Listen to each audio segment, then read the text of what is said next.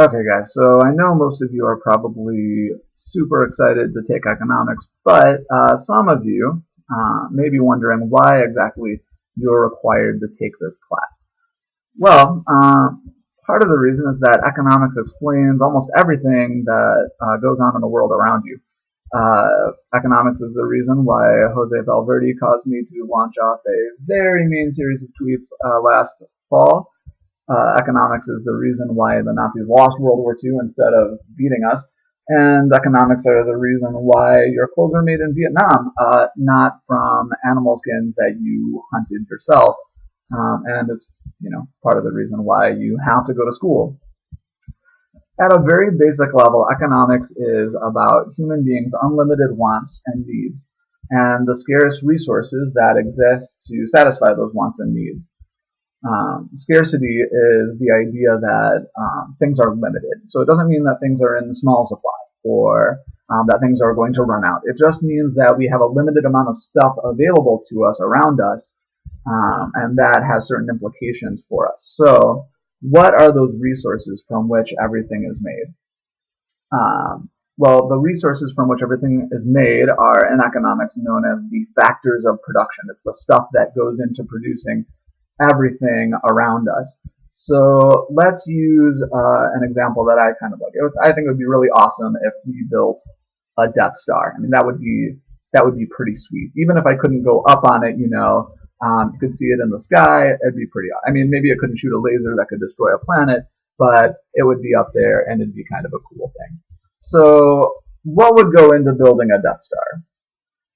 Well, first of all, you'd have to get a ton of metal and stuff to make like all the electronics in there, and that would be a lot. And you would need the metal for all the ships that would go up there to that would go into building the whole thing. So you'd need a lot of that. And these physical resources, just the physical resources that you would use to create anything, is known as land. So not literally land like a plot of land, but just like the metal and oil and these sort of inanimate things that we throw together into a product to make it. So for a Death Star, we'd have to have a lot of metal, mostly metal. But there's some other stuff we'd probably have to have, like silicon and for computer chips and stuff like that. Anyway, so we need a lot of land, but then we'd also need tools, right? Because you can't just sort of build a Death Star with I hand you a hunk of metal, you wouldn't be able to fashion it even into a small Death Star without some sort of tools, and those tools are known as physical capital. So what kind of physical capital would go into a Death Star? Well, I don't know. You might need something to weld stuff. Probably a lot of some things. You would need the ships that would bring you up there.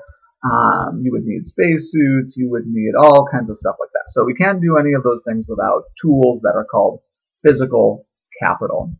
Of course, none of this is going to happen unless you have people to go up there and work on it. So construction workers, right? Space construction workers.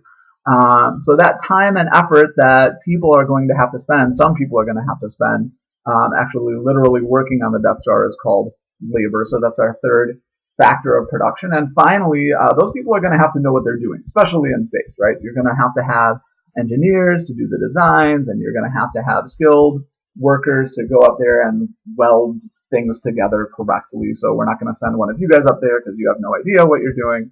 I wouldn't go up there because I have no idea what I'm doing. I don't have the right human capital, i.e. the skills and knowledge that would be necessary to do such a thing. So the factors of production are fourfold: land, physical capital, labor, and human capital. So we're building this Death Star, and because it would be really sweet. So it's going to take a long time, but it would be really nice. Now the resources for that exist, right? I don't know if the resources exist in the Earth. I think that they do. But even if they didn't, then we could make a journey to another planet and try to get the resources from there. One way or another, we could build this sucker, even with existing technology. But the question isn't could we build it? The real question is why? Because building the Death Star means that we have to give up something else. All that metal and all that expertise and all that time and effort and those tools could have been used to do other things. So what could we have done instead? Well, maybe we could have made a laptop computer for every single person on the planet several times over. That would be nice. Or we could have built maybe 20,000 football stadiums, or renovated every single stadium, football, soccer, baseball, hockey, in the entire country. But we couldn't have done all of those things.